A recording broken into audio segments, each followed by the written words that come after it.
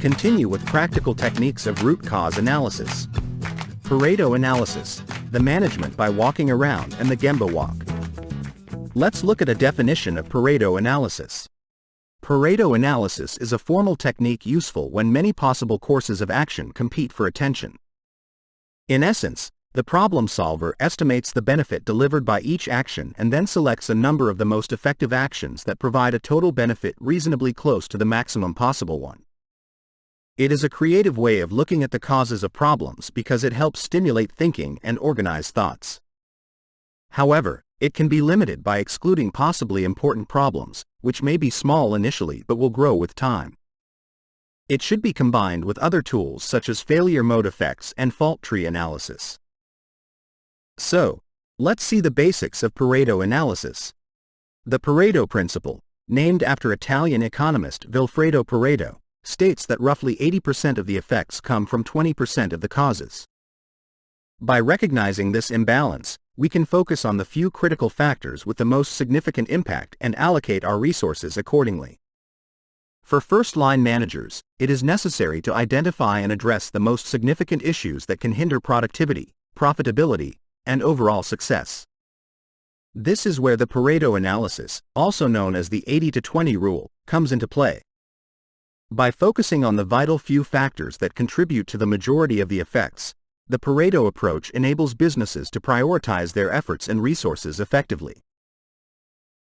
Applying Pareto analysis in problem solving. Pareto analysis is commonly used in problem solving to identify and prioritize the most significant issues.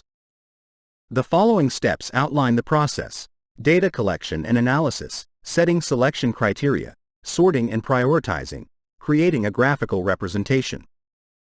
To visualize the impact of each problem category on financial losses, create a graphical representation such as a Pareto chart. Pareto chart example. This chart displays the contribution of each problem category in descending order, making it easier to understand and interpret the financial impact at a glance.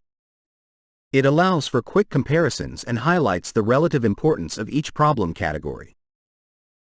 Leveraging Pareto analysis for effective problem management. Prioritizing problem analysis. Using Pareto analysis, businesses can quickly identify the problems that impact safety, financial losses, and delay time. These high-priority issues can then be brought to the Top 5 Problems Analysis meeting, or any relevant problem-solving session, ensuring that the most critical challenges are addressed first. Making informed decisions. The graphical representation of the impact of each problem category on financial losses provides valuable insights. Decision-makers can quickly identify the problems with the most significant effect and allocate resources and efforts accordingly.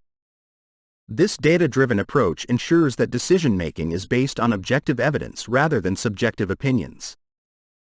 Preventing recurrence. Once the most critical issues are identified through Pareto analysis, appropriate solutions can be implemented to address them effectively. By focusing on the critical few problems, businesses can proactively work towards preventing their recurrence in the future, leading to improved efficiency, reduced financial losses, and enhanced overall performance. The management by walking around. What is this? The concept of management by walking around has been the subject of considerable debate. What is the rationale behind this approach? Management by walking around is a management style that encourages managers to engage in unstructured and random visits to the workplace. Instead of relying solely on reports and scheduled meetings, managers actively wander around the workspace, interacting with employees, checking on ongoing work, and observing equipment. The goal is to facilitate improvements in morale, organizational purpose, productivity, and quality management by sampling events and engaging in discussions with employees. The management by walking around in practice. Implementing the management by walking around involves managers proactively venturing into the workplace and initiating conversations with employees. This unstructured approach lets managers learn firsthand about the organization's challenges, achievements, and opportunities. Managers build trust, establish rapport, and adopt a culture of open communication by interacting with employees personally. Managers also improved employees' morale, give a sense of organizational purpose, enhanced productivity, implement total quality management. The Gemba Walk, a structured approach. The Gemba Walk, originating from the lean manufacturing philosophy popularized by Toyota, is a structured variation of the management by walking around. Unlike the management by walking around, which involves random visits, Gemba Walks has a clear purpose, frequency, and structure. Gemba, a Japanese term for the actual place, refers to the location where value is created.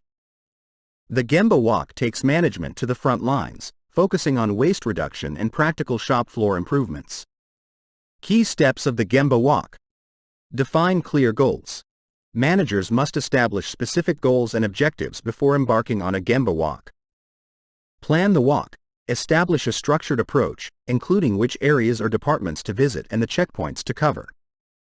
Observe and engage. Managers should keenly observe work processes, equipment, and employee interactions during the Gemba Walk. Engage in conversations with employees, asking questions and actively listening to their insights and suggestions. Document and act. Record observations, identified issues, and improvement opportunities in a checklist or action box provided.